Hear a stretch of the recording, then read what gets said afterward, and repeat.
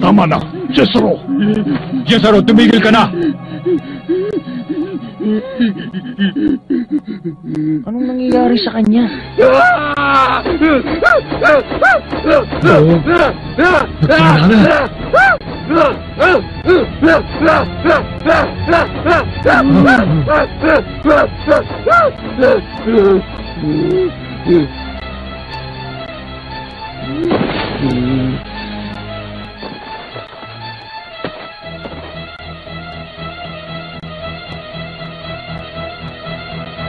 Nakaalis siya! Siya kaya si... Super Army man kaya! Commander! Attention! Kaya.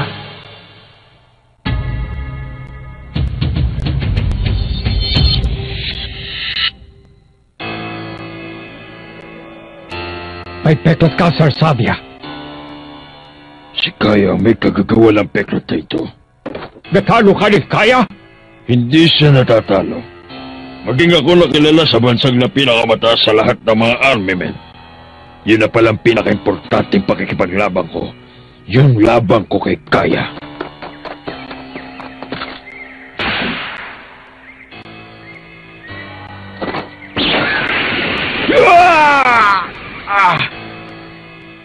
Mr. War, alias Kaya. Wala siyang kapantay sa pakikipaglaban. Isa lang ang alam kong pwede makapantay sa lakas ni Kaya. Si Yonjiro Fuma, ang tinaguriang The King. Sabihin nyo nga sa akin, tatratuhin ba natin kaaway ang batang yan? Lumalabas na anak ka ng tanyag na si Yonjiro Fuma. Kamukha ka nga ng tatay mo, pareho kayong mahina. Anong sabi mo? Magaling din ang tatay mo. Pero lumalaban lang siya para sa kanyang kaligayahan. Hindi siya profesional. Hindi tulad namin. Pumapatay kami dahil ito ang trabaho namin. Professional army men. Professional? Ang army men ay ibang-iba sa fighter.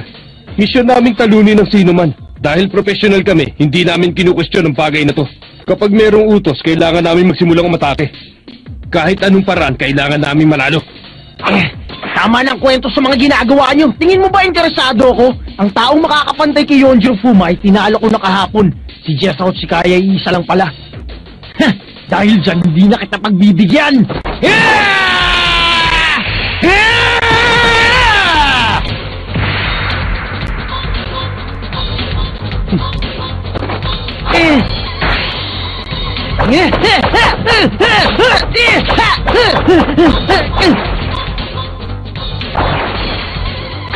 Hindi ko siya natatamaan.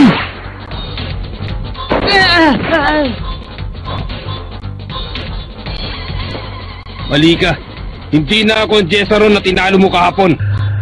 Isa ako sa mga personalidad ni Jezero. Ang tao may dalawang personalidad. Ang kaharap mo ay si Kaya. Dalawang personalidad? Kawawang bata. Ipaparanas ko sa'yo ngayon kung gaano kalupit si Kaya.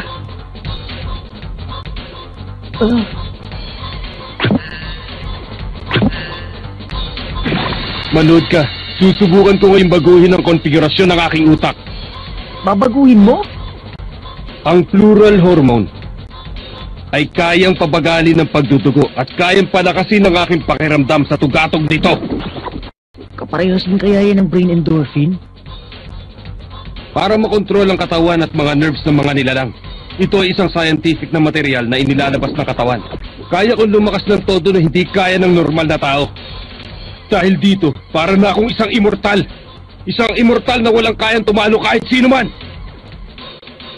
Ano pang hinihintay mo? Sugod na! Masyado mabagal. Ang kapal din naman ang mukha mo. Hindi ako nagyayabang. Hindi ka immortal! Ang lakas naman ng loob mong harapin ang isang immortal. Umuwi ka na sa inyo!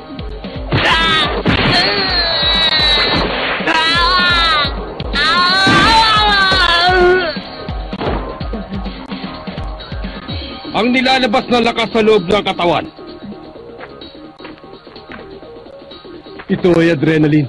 Swerte ka, natutunan mo na ang milagro ng adrenaline.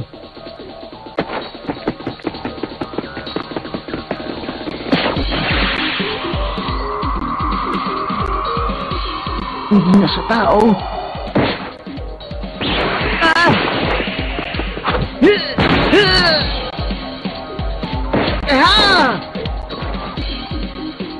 At kung gustuhin ko man magkaroon ng isang world record, madali ko ito makukuha ng walang kahirap-hirap. Hindi mo ako matatakot. Kung totoong sinasabi mong ikaw nga ang may kaparehong lakas at husay ni Yonjiro Fuma, hindi ako pwedeng matalo ano mang mangyari!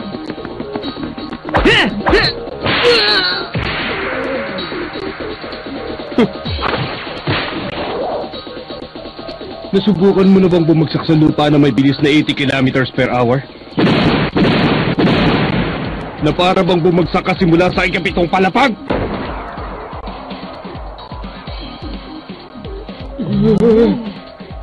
Attention!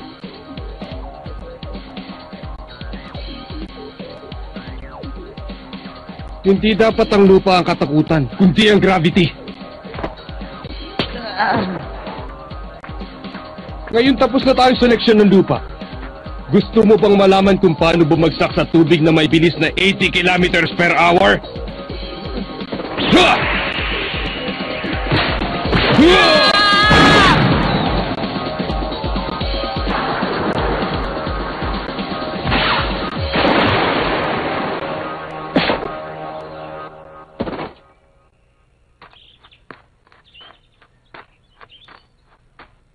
Tapos na leksyon, bumalik na tayo!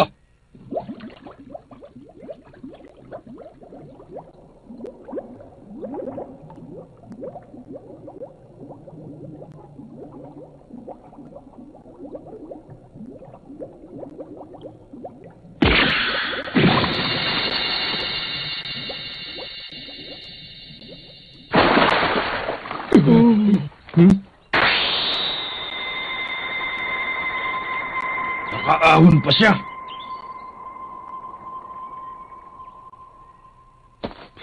Ang brain endorphin. Lumalabas yan kapag naabot mo na ang ultimate power. Ang resulta niyan ay magiging walang katuturan kapag hindi hinayaan ng katawan na dumaloy dito ang ultimate power. Ang anak ng daking. Tignan nyo, kaya niya tumalong galing sa tubig.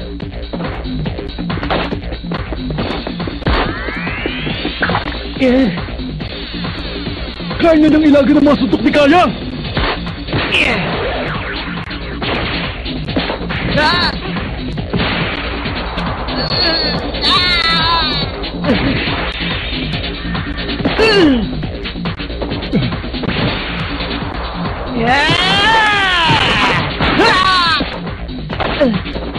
Bakit di kita matamaan?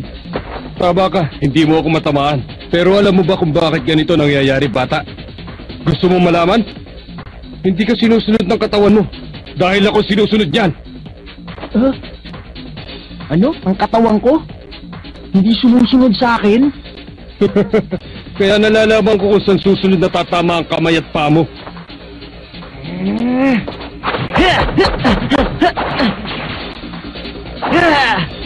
Matatamaan din kita!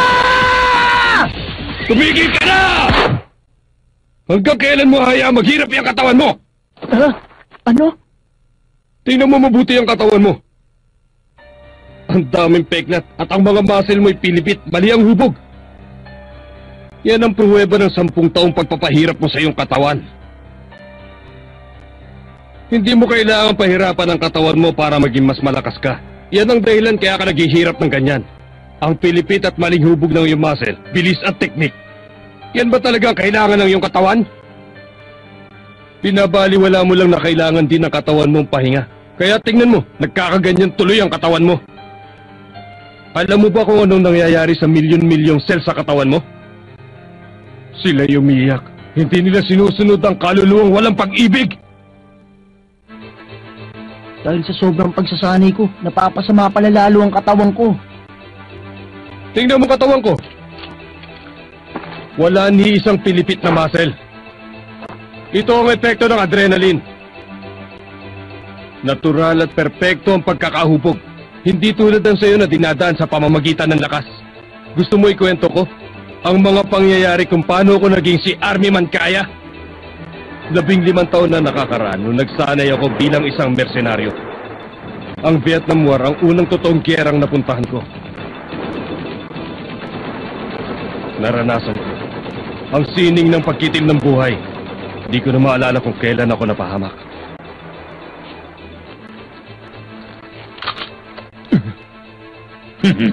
Isang mersenaryo. Hinatulan agad ako ng kamatayan. Tulog ka na mahimbing. Hey! Ibang klaseng takot palang mararamdaman habang may nakatutok sa'yo na 100 baril at alam mong malapit na ang katapusan. Oh! Alam kong pagkatapos ng 1 segundo ay patay na ako. Nanginginig ng gusto ang buo kong katawan. One!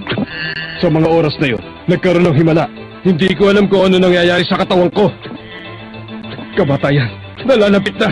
Naisip ko bigla ang lahat ng pananakot na ginagawa sa isang taong malapit ng mamatay. Lagi itong gumagana. At umandar ang lahat ng mga pananakot na ito sa isip ko ng mahigit sa 1,000 beses. Sa wakas, hindi ako nasawi. Dahil dumating na ang aming mga kasama sa tamang oras. Nakakatakot. Pag alam mo mamamatay ka na, maging ang buhok mo'y malalagas. Pagkatapos nun, nagkaroon ako ng bagong karanasan at pagkilala sa kamatayan. Habang nangyayari sa akin yun, lumabas ang isa ko pang pagkatao. At ako'y naging sikaya. Training? Special training? Hindi ko yung kailangan. Dahil alam ko kung saan susugod ang kalaban. Kaya kong pahinain at palakasin ang aking mga muscle nang walang kahirap-hirap. Tinatrader ka na ng katawan mo at puso mo. Ano nang gagawin mo ngayon? Paano na to? Hindi ko siya kayang talunin. Hayaan mo palayain ko ang katawan mo.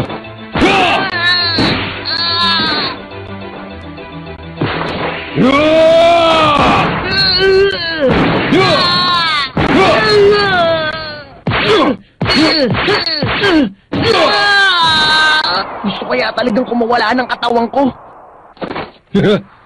Totoo kaya ang sinasabi niya? Mahirap makipaglaban sa taong to.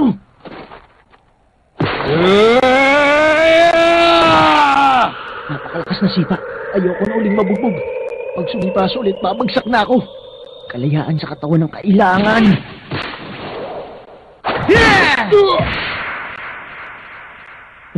Kaya! Ano nangyari? Natamaan siya! Ngayon lang ito nangyari! Mag-isang gumagalaw ang katawan ko.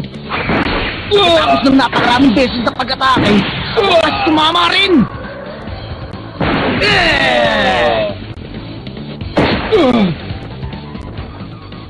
Hindi na niya ako tinatraidor. Tingnan mo, sumusunod na sa akin ng katawan ko. At ngayon, tatalunin na kita!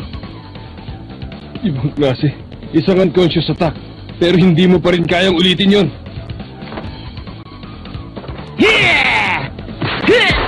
Pero pag nagbalik ang yumalay tao, alam ko nang gagawin mo.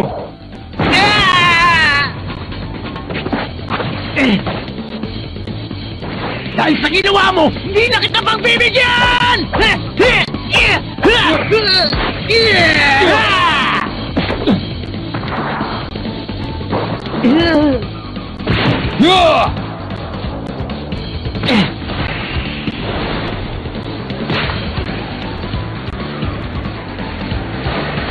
ito makakayanan ng katawan ko!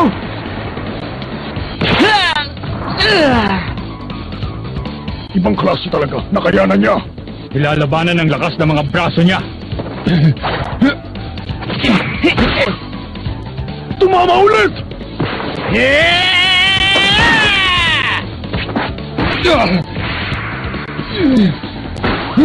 Ito ay para sa panlalait mo sa pilipit kong muscle. Nasapin mong bangis ng bungo ko!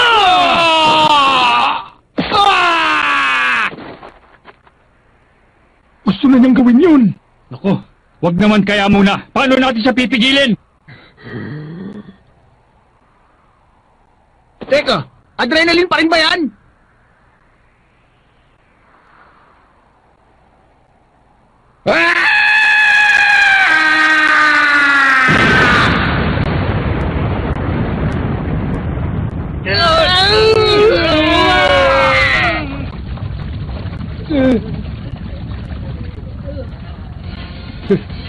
Sa sinaunang India, merong espesyal na pamamaraan ng paghinga. Naglalabas ng mas malakas na hangin na galing sa katawan. Kahit hindi nakikita ang hangin, makapangyarihang bagay ito. At kung kaya lang natin itong kontrolin, pwede rin natin itong gawing sandata.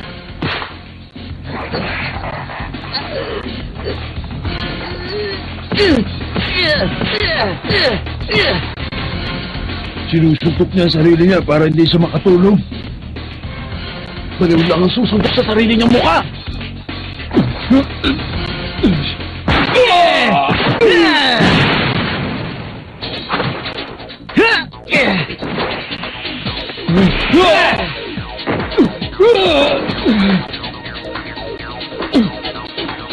Masaya na to. Ah! Waterbomb! Kahit ano gagawin namin, makamit lang namin ang tagumpay! Anong ginawa mo sa akin? Hindi mo kaya si Yonjiro Fuma. Kung alam mo lang gamitin ng brain endorphin, maging ito sana, maaari mong gamitin bilang isang sandata. Ang damo, puno, tubig at hangin ay nasa tabi mo at pwedeng tumulong sa'yo.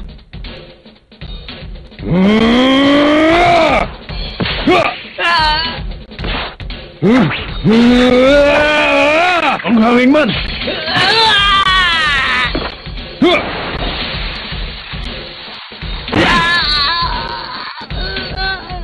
Yan ang isa sa mga batang teknik ni Kaya. Ang hanging man. Nakakaawang bata. Nakakaawa naman durugin ang katawan mo. Pero kailangan kong gawin.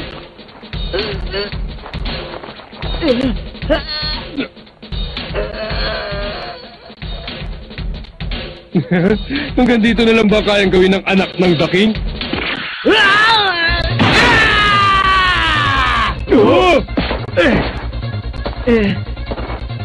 Bakit hindi ka pa namatay? Huwag mong mamaliitin ang kakayahan ko. Hindi ko pa pinapakitang lahat ng kaya kong gawin! Bakit?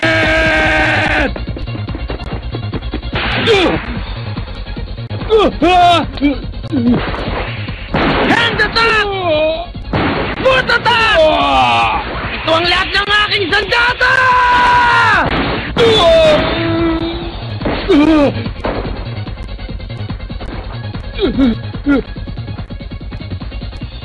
Maaaring totoo na ikaw nga sigurong pinakamalakas sa laban. Dapat mo malaman ang tungkol sa teknik kung saan hindi masasaktan ang iyong katawan.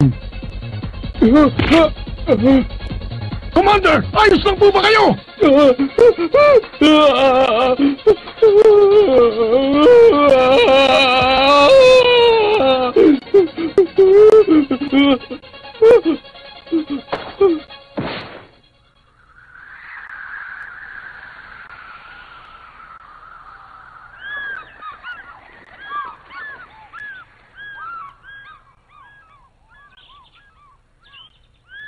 Commander!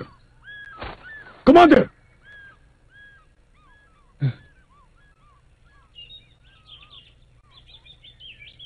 Natalo ko. Hindi ako nagkakamali. Tapos na ang laban namin. Nabigo tayo. Kasi... Ano kaya kung sabay-sabay tayong kumain? Kung yun ang kaso, maraming salamat! Sa mga talunan, wala nang dapat mag-usapan pa.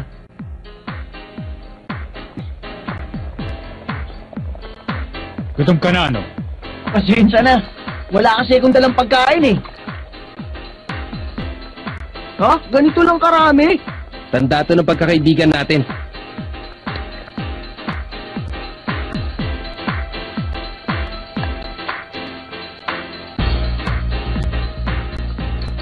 Mr. Kaya at Mr. Jessero, Mr. Shensan, Mr. Kanchi, Mr. Kianye. Hindi ko sila malilimutan.